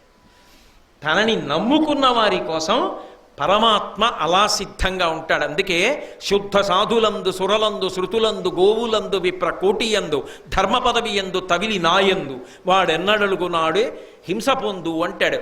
నన్ను నమ్ముకున్న భాగవతుల జోలికెళ్ళిన వాడు బ్రతికి బట్ట కడతాడని నమ్మవద్దు అని. కాబట్టి ఇవాళ అర్జునుడి కోసం ఎంత కిందకొచ్చేస్తున్నాడంటే దారుకుణ్ణి పిలిచి రథాన్ని సిద్ధం చేయమన్నాడు. అర్జునుడు హాయిగా నిద్రపోతున్నాడు దర్భాసనం మీద. కృష్ణ పరమాత్మ అర్జునుడు పడుకున్నటువంటి గదిలోకి వెళ్ళారు. ఆయన నిద్రపోతున్నవాడు కలలో లేచాడు. అంటే శరీరం నిద్రపోతోంది, లోపల ఉన్నటువంటి తేజస్సు, లోపల ఉన్న ఆత్మ కలలో స్వప్న శరీరంతో విడివడింది. పక్కన కృష్ణుణ్ణి చూశాడు. తటిల్లుల లేచి నిలబడి, కృష్ణ కూర్చో అన్నాడు. కూర్చోమ్మంటే, అంత శోకంతో ఉన్నావే, ఎందుకంత బాధపడుతున్నావు, ఎందుకు కన్నుల వెంట నీళ్ళు వస్తున్నాయి అర్జున? శోకంతో ఉన్నవాడికి ఆలోచన రాదు. ఆలోచన రానివాడు శత్రువుని పడగొట్టలేడు, వాడే శత్రువు చేత పడగొట్టబడతాడు. నీకింత శోకం రావడానికి కారణం ఏమిటి అని అడిగాడు. అర్జునుడు అన్నాడు, కలలో. అంటే ఆ స్థితిలో అర్జునుడు ఎలా ఉన్నాడో చూడండి. కదిపితే తట్టుకోలేడు, నిజంగా నిద్రపోతున్నాడు. చూడండి, బాగా దుఃఖం అనుభవించి ఏడ్చి ఏడ్చి ఏడ్చి ఏడ్చి ఎవరో సొమ్మసిల్లి పడుకుని నిద్రపోతున్నారు అనుకోండి, కాసేపు లేపకండి. ఆ కళ్ళు వాచిపోయి ఎంత ఏడిచారో, పడుకోనివ్వండి కాసేపు. ఆ నిద్దట్లోనైనా కాస్త విశ్రాంతి పొందుతారు, అందుకని నిద్రపోనివ్వండి అంటారు. చూశారా, అంత ప్రేమ చూపించాడు, లేపలేదు. అలాగే అర్జునుణ్ణి నిద్రపోనిచ్చి, రేపు యుద్ధం చెయ్యాలి కదా, బడలికి ఉండకూడదు. అర్జునుణ్ణి నిద్రపోనిచ్చి అర్జునుడిలో ఉన్నటువంటి జీవుణ్ణి స్వప్నావస్థలో తన దగ్గరికి తీసుకున్నాడు. అందుకు మాట్లాడగలుగుతున్నాడంటే కృష్ణుడు ఇచ్చిన ప్రజ్ఞయే. కృష్ణుడి వంక చూసి, కృష్ణ, నేను ఇంత శోకం ఎందుకు పొందుతున్నానో తెలుసా? నేను ఏ గురువు గారిని నమ్ముకున్నానో, ఏ ఆచార్యుడు ఇంత క్లిష్ట సమయంలో నన్ను ఆదుకోవాలో అటువంటి గురువే రేపు నాకు ఎదురు తిరిగి సైంధవుణ్ణి రక్షిస్తానని మాట ఇచ్చాడే, రేపు వ్యూహాన్ని రచిస్తాడే, ఆయనే నాతో యుద్ధానికి తలబడితే నేను వ్యూహంలోకి అసలు ఎలా ప్రవేశిస్తాను? ప్రవేశించలేనని కాదు, ఎప్పుడో అప్పుడు ప్రవేశిస్తాను, కానీ సూర్యాస్తమయం అయిపోతే ఏమిటి ఉపయోగం? ద్రోణుడే అడ్డుపడుతున్నాడే, గురువుగారే అడ్డుపడుతున్నారే, నేను ఏం చెయ్యాలి? ఎవరికి చెప్పుకోవాలి? ఇతరుల వలన బాధ కలిగితే గురువుగారికి చెప్పుకుంటారు, గురువుగారే తన బాధకి కారణమైతే ఎవరికి చెప్పుకోవాలి? అంటే గురువు ఎంత ఉదారుడై ఉండాలి? ఈ ఔదార్యము లేకపోయిందే. ఇందుకు నేను ఏడుస్తున్నాను కృష్ణ అన్నాడు. బాధపడకు, దా నా చేయి పట్టుకొని యోగ మార్గంలో ఆకాశం వెంట లోకాలు దాటి తీసుకెళ్ళాడు. ఆ స్వప్నావస్థలోనే అర్జునుడు కృష్ణుడితో కలిసి వెళ్ళాడు. కైలాసానికి వెళ్ళారు. కైలాసంలో మణిమంటపంలో చుట్టూ ప్రమదగణాలు సేవిస్తుండగా పార్వతీ సహితుడై తెల్లటి శరీరంతో పరమశివుడు కూర్చునున్నాడు. కృష్ణార్జునుల వంక చూశాడు. ఏమి ఇలా వచ్చారు మీరు, ఏం కావాలని అడిగాడు. అడగగానే అర్జునుడు చూశాడు శంకరుణ్ణి, పరమానందం పొందాడు. శివదర్శనమైనది అంటే మంగళమే, భద్రమే. శివదర్శనం చేయించాడు కృష్ణ పరమాత్మ. ఏమి ఉపకారం అండి మహానుభావుడిది! ఆ రోజు రాత్రి ఆయన పడిన క్లేశం అంతా ఇంత కాదు. రవిశివహ్నిలోచన సురప్రతివీర విమర్దన క్రమ భువనమయాత్మక భుజగభూషణ పోషిత భక్త సంయమిస్తవన కథావధానపర దర్పకదర్పహర నిరస్త సంభవ మరణాది వైకృత అపారగుణ గుణదోషవర్జిత. అర్జునుడు స్తోత్రం చేస్తున్నాడు శివుణ్ణి ఉద్దేశించి. సూర్యుడు, చంద్రుడు, అగ్ని అనబడేటటువంటి మూడిటిని కన్నులుగా కలిగినటువంటి వాడా, దేవతలైనా రాక్షసులైనా విడివిడిగానైనా కలిసి వచ్చినా కూడా మర్దించగలిగినటువంటి అపారమైన పరాక్రమం ఉన్నవాడా, ఈ భువనములనన్నింటినీ నియమించగలిగినటువంటి ఈశ్వరత్వం ఉన్నవాడా, పాములను ఆభరణములుగా ధరించేటటువంటి వాడా, భక్తులను పోషించేటటువంటి గొప్ప విశాల హృదయమున్నవాడా, సాత్వికమైనటువంటి గుణములు కలిగినటువంటి భక్తులు చేసినటువంటి స్తవాన్ని విని ఆనందించేటటువంటి సౌలభ్యము కలిగినటువంటి వాడా, మన్మధుణ్ణి కాల్చినటువంటి వాడా, జననము మరణము అనేటటువంటి రెండిటిని దాటిపోయి శాశ్వతుడుగా నిత్యుడవై నిరంజుడవై నిలబడేటటువంటి లక్షణం ఉన్నవాడా, గుణములకు నిధి అయినటువంటి వాడా, గుణములు దోషములు అనబడేటటువంటి రెండిటికి అతీతమైన స్థితిలో విడిచిపెట్టినటువంటి వాడా, శంకరా నీకు నమస్కారం అని అర్జునుడు స్తోత్రం చేశాడు. చేస్తే శంకరుడు ప్రసన్నుడై, కృష్ణార్జునులారా మీరిద్దరూ ఎందుకు వచ్చారు, మీకేం కావాలని అడిగాడు. అంటే అర్జునుడు పక్కకి తిరిగి పాశుపత మంత్రసిద్ధి నాకు కావాలని అడుగు అన్నాడు. అడగగానే మీరు నాకు ఆ దివ్యాస్త్ర సిద్ధిని కటాక్షించండి, నాకు ఆ పాశుపత మంత్రసిద్ధి రావాలి అన్నాడు. పరమశివుడు నవ్వి, మీరు అలా విడితే అక్కడ అమృతమయమైనటువంటి పద్మసరోవరం ఉంది, అంటే దాంట్లో అంత అమృతం ఉంటుంది, అందులో పద్మములు అరవిరిసి ఉంటాయి. ఆ సరోవరం లోపల నీటిలో దివ్యమైనటువంటి ధనస్సు బాణము ఉన్నాయి, వాటిని పట్టుకురండి అన్నాడు. కృష్ణార్జునులు ఇద్దరు అక్కడికి వెళ్ళారు. వెళ్ళేటప్పటికి 2 భయంకరమైన సర్పములు నీటిలో ఆ అమృతంలోంచి పైకి లేచి ఉన్నాయి. వాటి నోట్లోంచి అగ్ని జ్వాలలు వస్తున్నాయి. వాళ్ళు ఉత్తరక్షణం ఏం చేశారంటే కాళ్ళు కడుక్కొని ఆచమనం చేశారు. ఉత్తరక్షణ శౌచాన్ని ఎలా పొందొచ్చో పంచమ వేదం కదూ భారతం చెప్తుంది. కాళ్ళు కడుక్కుని ఆచమనం చేశారంటే శౌచం పొందారు. యజుర్వేదాంతర్గతం కదా నమకం. నమకం లాంటివి చదవాలి అంటే శౌచం ఉండాలి. అప్పుడు నమక పారాయణం చేశారు. నమకం అంటే మీరు ప్రతిరోజు అభిషేక మంత్రాల్లో వింటూ ఉంటారు కదా, నమస్తే అస్తు ధన్వనే బాహుభ్యాముతతే నమః. ఆ మంత్రములతో కూడుకున్నటువంటి నమక భాగాన్నంతటినీ జపం చేస్తూ ఆ పాముల దగ్గరికి వెళ్ళారు. ఆ పాములు ధనస్సు బాణము కింద మారిపోయాయి. వెంటనే వాటిని చేత్తో పట్టుకుని, అంటే సామాన్యులకు చూడతరము కాదు, శరీరము శివతేజస్సుతో నిండాలి, అందుకని నమక పారాయణం చేశారు. చేసి జాయే తిప్సిత సిద్ధయే ధ్రువపదం విప్రోభిషించే శివం బ్రహ్మాండ వ్యాప్త దేహాభసిత హిమరుచాభాసమానా భుజంగై కంఠే కాళాః కపర్దాః కలిత శశికలశ్చండ కోదండహస్తాః త్రిక్షా రుద్రాక్షమాలా సులలిత వపుషశాంభవా మూర్తిభేదాః రుద్రాశ్రీ రుద్రసూక్త ప్రకటిత విభవానః ప్రయచ్చస్తు సౌఖ్యం అని కదూ. ధ్యాయే తీప్సిత సిద్ధయే, దాన్ని ధ్యానించినంత మాత్రము చేత ఈప్సితములు సిద్ధిస్తాయి. అది రుద్ర నమక చమక పాఠములకున్న గొప్పతనం. కాబట్టి ఆ నమకాన్ని జపం చేస్తూ వాళ్ళు వెళ్ళేటప్పటికి పాముల స్థానంలో ధనస్సు బాణము కనపడ్డాయి. వాటిని తీసుకుని శంకరుడి దగ్గరికి వచ్చారు. వెంటనే శంకరుడి యొక్క శరీరంలోంచి ఒక బాలుడు ఉద్భవించాడు. మహాకోపంతో ఉన్నాడు, రౌద్ర తేజస్సు. ఆ పిల్లవాడు ఈ ధనస్సుని బాణాన్ని అందుకుని వింటినారి కట్టి ఆ బాణాన్ని తొడిగి ఆకర్ణాంతం లాగుతున్నాడు. కృష్ణుడు అర్జునుడిని చూసి సావధానంగా గమనించన్నాడు. దాని మీదే దృష్టి పెట్టి అర్జునుడు గమనిస్తున్నాడు. శంకరుడు అనుగ్రహించాడు మంత్రసిద్ధిని. అనుగ్రహించి ఆ బాణాన్ని ధనస్సుని ఎక్కువ పెట్టడం చూపించి మళ్ళీ అర్జునుడికి ఇచ్చేశాడు. ఆ పిల్లవాడు శివుడిలోకి వెళ్ళిపోయాడు. నీకు మంత్రసిద్ధి కలిగింది, నేను అనుగ్రహించాను. ఇప్పుడు నీకు పాశుపత మంత్ర సిద్ధి నీ చేతిలో ఉంది. నీ ముందు నిలబడగలిగిన వారు ఉండరు. ఇప్పుడు తుత్తునియల కింద కొడతావు, ఎన్ని వేల మంది ఎన్ని లక్షల మంది ఎదురు నిలబడిన. పాశుపతాస్త్రము ఉత్తర క్షణంలో నీకు స్ఫురణకి వచ్చి నీకు వశవర్తి అయి పనిచేస్తుంది. కాబట్టి బయలుదేరు. ఆ ధనస్సుని బాణాన్ని అమృత సరోవరంలో పెట్టేయమన్నాడు. మళ్ళీ పట్టుకెళ్ళి అక్కడ పెట్టేసి పరమశివుడికి నమస్కరించి కృష్ణుడితో కలిసి అర్జునుడు తిరిగి తాను ఏ దర్భాసనం మీద పడుకున్నాడో ఆ దర్భాసనం దగ్గరికి వస్తున్నాడు. వచ్చేటప్పుడు చమత్కారం ఏమిటంటే కృష్ణుడి వంక తేరిపారి చూశాడు. చూసేటప్పటికి తాను శిబిరంలో ఆ త్రయంబక పూజ చేసినప్పుడు పరమశివుడికి బదులుగా కృష్ణుడికి కదా పూజ చేశాడు. కృష్ణుడి ఒంటి మీద తాను చల్లినటువంటి గంధం, ఆయనకి వేసిన పుష్పహారం, ఆయన పాదముల మీద వేసిన అక్షతలు కృష్ణుడి శరీరం మీద లేవు. శివుడి వంక చూశాడు, ఇవన్నీ శివుడిది మీద ఉన్నాయి. అంటే శివకేశవులు 2 కాదు, శివకేశవులు ఒక్కటే, హరిహరుల మధ్య భేదము లేదు, ఉన్నది ఒక్కటే పరమాత్మ.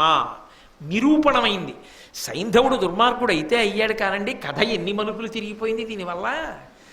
ఇటువంటి నిరూపణం చేసి అర్జునుడిని వెనక్కి తీసుకొచ్చాడు. ఆయన అనుకున్నాడు నేను పడుకున్నాను కల వచ్చింది అనుకున్నాడంతే.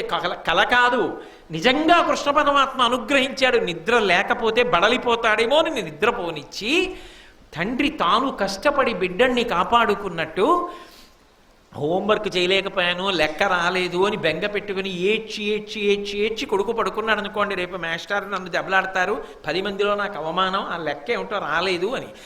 బాగా గణిత శాస్త్రజ్ఞుడు తండ్రి. ఆయన ఎక్కడో కష్టపడి ఆఫీసులో పనిచేసి రాత్రి 1 గంటకు వచ్చాడు. పలహారం కూడా వద్దులే బాయ్, ఇవాళ తాగలే, కాస్త పళ్ళరసమి తాగి పడుకుంటాను, చాలా బడలికగా ఉంది, తల పగిలిపోతోంది అన్నాడు. ఏ వాడి కళ్ళ అలా ఉబ్బున్నాయే ఏమైంది, కొట్టావా అన్నాడు. నేను కొట్టలేదు, ఒక లెక్క రాలేదు. పోను నువ్వు చేసి పెట్టపోయావా అన్నాడు. నేను చేసి పెట్టడానికి ప్రయత్నించాను, నాకు రాలేదు, మీరైతే చటుక్కుని చేస్తారని. ఇంత ఏడ్చాడా, ఎందుకు అన్నాడు. ఆ లెక్క రేపు చూపించకపోతే వాడికి తరగతి గదిలో అవమానంట. ఇంతకాలం ఇంత బాగా 100కి 100 తెచ్చుకున్న వాడివి నువ్వు ఈ లెక్క చేయలేకపోయావా అని అంటే అవమానం కదా అని ఏడుస్తూ పడుకున్నాడు.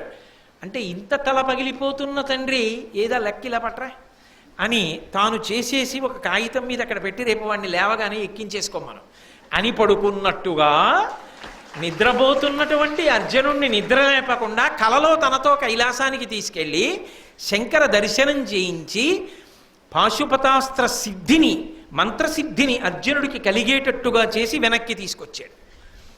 అవతల దారుకుడితో రహస్యంగా రథాన్ని సిద్ధం చేయించాడు. మరునాడు తెల్లవారింది. ధర్మరాజు గారిని స్తోత్రములతో నిద్రలేపారు, స్నానం చేశాడు, యుద్ధానికి సిద్ధపడ్డాడు. కృష్ణార్జునుడు సిద్ధపడ్డారు. ధర్మరాజు గారికి నమస్కారం చేసి బయలుదేరుతాడు. అందుకని ధర్మరాజు గారికి నమస్కారం చేయడానికి వెళ్ళారు. వెళ్ళి మాట్లాడిన తర్వాత తప్పకుండా నీకు విజయం కలగాలని ధర్మరాజు గారు ఆశీర్వచనం చేశాడు. ఆశీర్వచనం చేసిన తర్వాత యుద్ధభూమికి బయలుదేరబోతూ ఆగి ధర్మరాజు గారు అన్నారు, అర్జునుడు అన్నాడు, అన్నయ్య ఒక ఆశ్చర్యకరమైన కల వచ్చిందన్నయ్య రాత్రి. అది కలలా లేదన్నయ్య, నేను యథార్థంగా చూసినట్టే ఉందన్నయ్య అన్నాడు. ఈవిట్రా కళ అన్నాడు ధర్మరాజు. ఈ కళ అంతా చెప్పాడు. చెప్పి కృష్ణుడితోటే వెళ్ళాను, అవన్నీ చూశానన్నట్టే అనుభూతి ఉంది, కానీ నేను వెళ్ళలేదు, కళ. కృష్ణుడు అవును కలే అని నవ్వు నవ్వాడు. ఆయనకి తెలుసు పాపం ఎంత క్లేశపడుతున్నాడో ఆ సైంధవ వధ కోసం.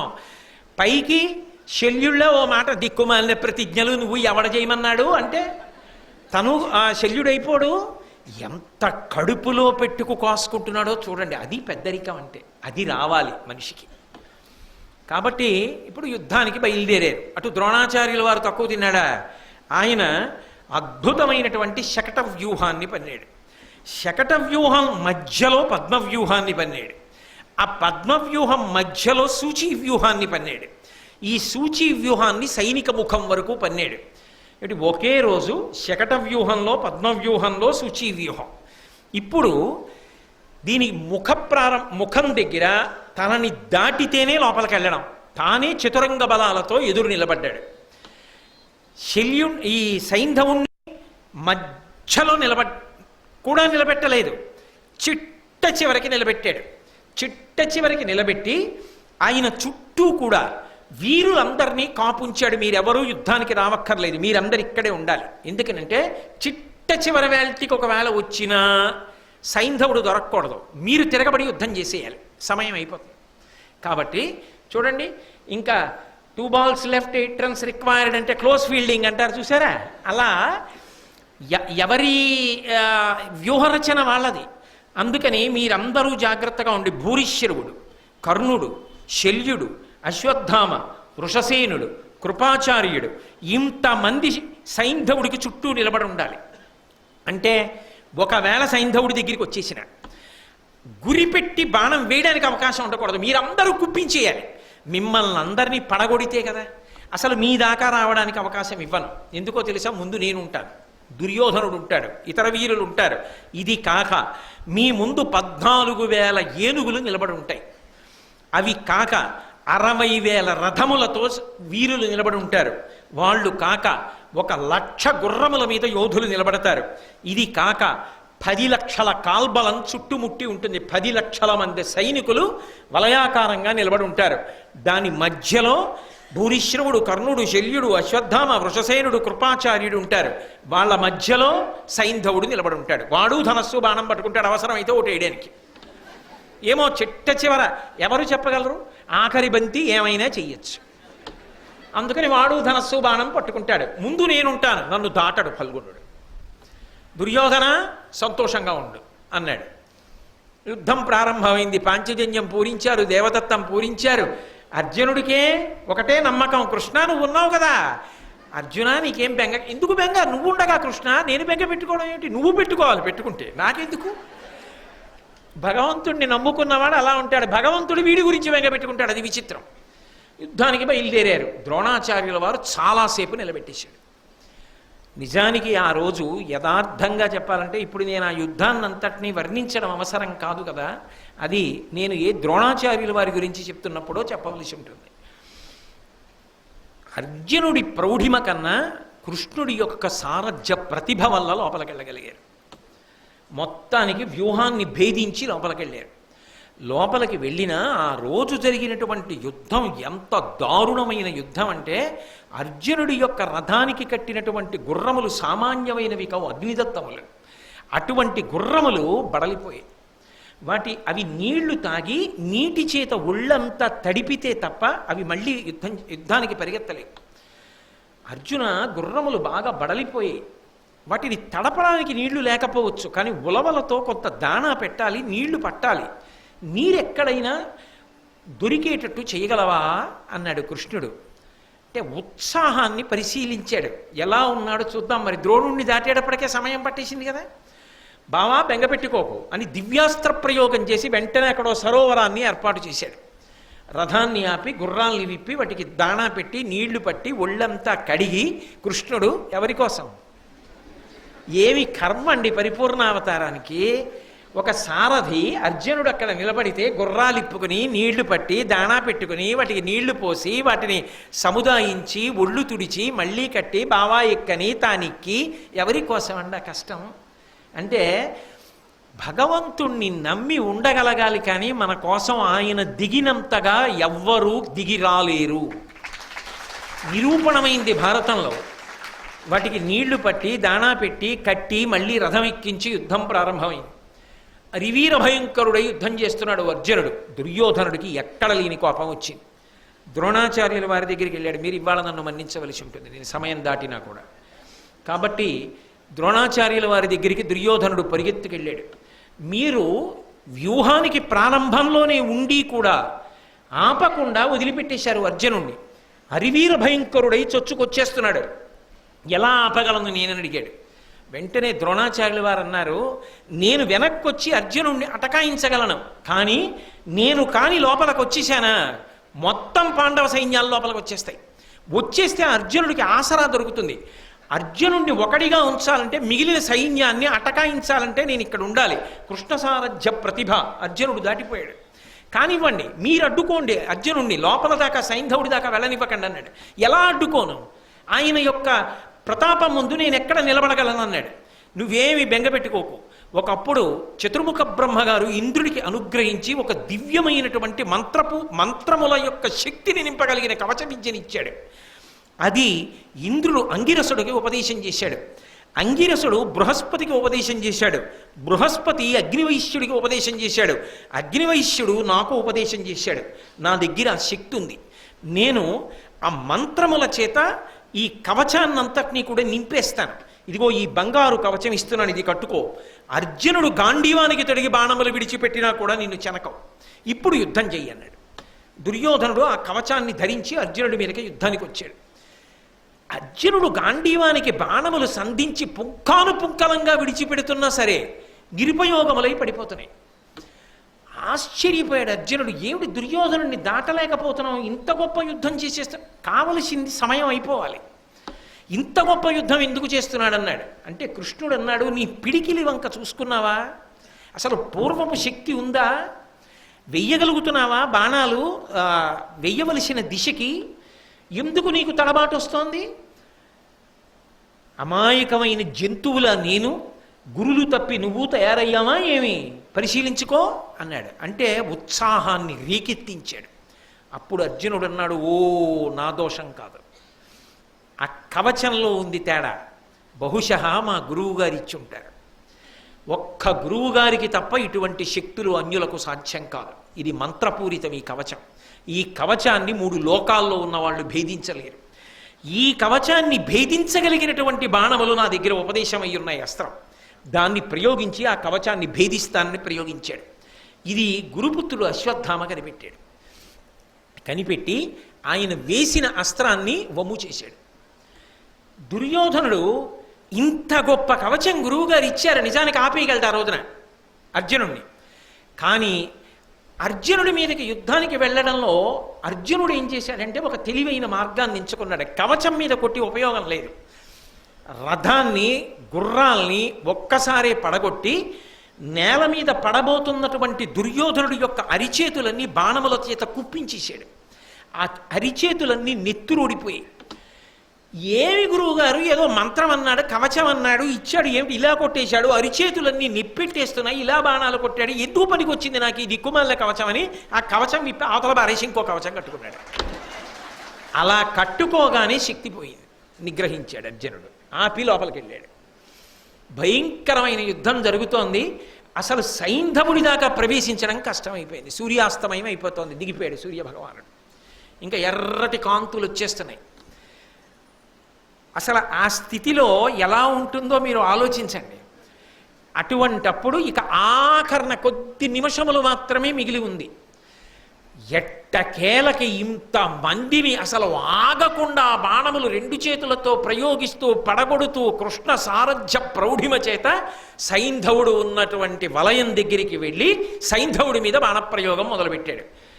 సైంధవుడు బాణాలు వేస్తున్నాడు.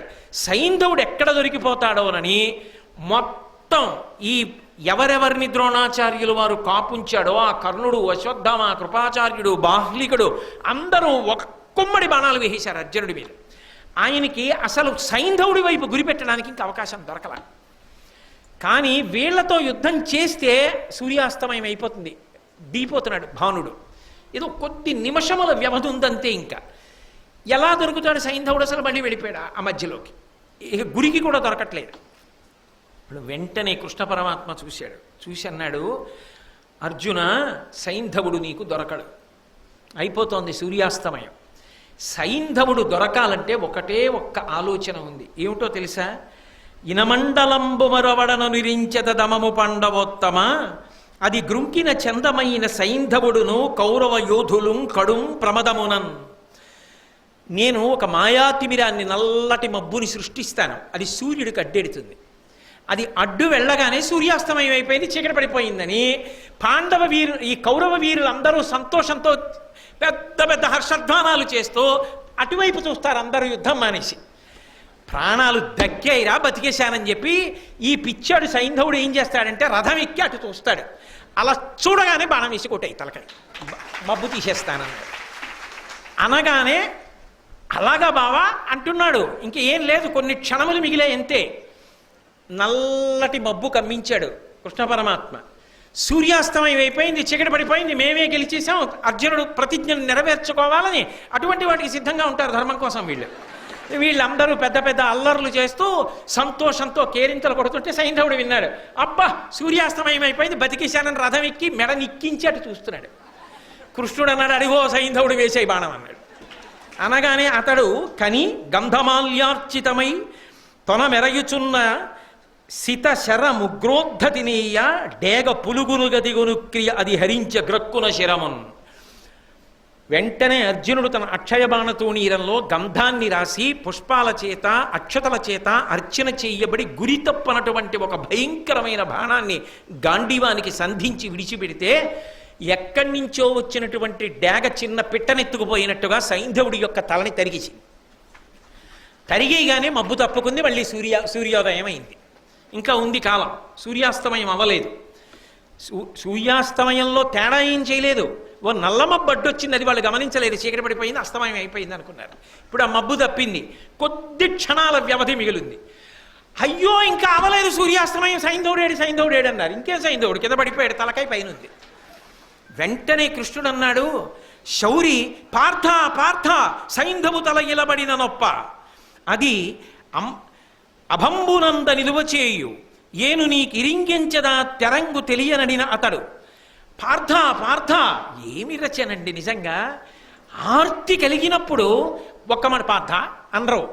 నాకు ఏదో ఆర్తి కలిగింది అనుకోండి, రే షణ్ముఖ షణ్ముఖ అంటాను మా అబ్బాయిని. అలా శౌరి పార్థ పార్థ, అర్జున అర్జున, ఆ తల కింద పడిపోకూడదు, దాన్ని అలాగే పైనే ఆకాశంలో ఆడు బాణాలతో అన్నాడు. అనేటప్పటికీ అదేమిటి కిందెందుకు పడకూడదు అని బాణంతో కొట్టి ముందుకు తీసుకెళ్ళా, బాణంతో కొట్టి వెనక్కి తీసుకురాను, బాణంతో పైకెత్తా, బాణంతో కింద పడయ్యా. ఆకాశంలో బంతులు ఆడుతూ సూర్యాస్తమయం అవ్వలేదుగా. క్రౌర్యంతో వీళ్ళు విజృంభించారు. వీళ్ల బాణములకు మళ్ళీ ప్రతీకారం చేస్తూ అలాగే ఆడుతున్నాడు. ఆడుతూ ఆడుతూ ఆయన అన్నాడు, ఎందుకయా ఈ సైంధవుడి తల ఎందుకు కింద పడకూడదు కృష్ణ, ఎంతసేపు నేను ఇలా బతులాడాలి చెప్పన్నాడు. ఆయన అన్నాడు, ఈ తల పొడమింపడని కాతని తొడ మీద వైచున్నది, ఆ పని విఖ్యాతంబగు పాశుపతము చేతనయగుగాక యొంట చెల్లునే మనకున్. నిన్ను కైలాసానికి తీసుకెళ్లి పాశుపత మంత్ర సిద్ధి కల్పించడానికి కారణం అర్జున ఇప్పుడు చెప్తున్నాను. ఈ సైంధవుడు వృద్ధక్షత్రుడు అనబడేటటువంటి ఒక మహావీరుని యొక్క కుమారుడు. ఆయన గొప్ప తపస్సు చేసి వీడిని కన్నాడు. వీడు చిన్నతనంలో తిరుగుతుండగా అశరీరవాణి పలికింది. ఈ పిల్లవాడు యుద్ధం చేస్తున్నప్పుడు, అంటే పెద్దవాడైన తర్వాత యుద్ధం చేస్తున్నప్పుడు ఏమరపాటులో ఉండగా తల త్రుంచబడుతుంది అని పలికింది అశరీరవాణి. యామరపాటులో ఉండగా అంటే యుద్ధం లేకుండా ఏదో ఇతర విషయం మీద దృష్టి పెట్టి ఉండగా, యామరపాటులో ఉండగా తల తగిలిపోతుందని కదా. అలా నా కొడుకు మరణిస్తాడా, అలా ఎవడైనా చంపితే వాడి తల 100 వ్రక్కలగుగాక అని వృద్ధక్షత్రుడు చెప్పించాడు. ఇప్పుడు ఆ తల కింద పడిపోతే, ఎవరి బాణము వలన తల కింద పడిపోతుందో వాడి తల 100 వక్కలైపోతుంది.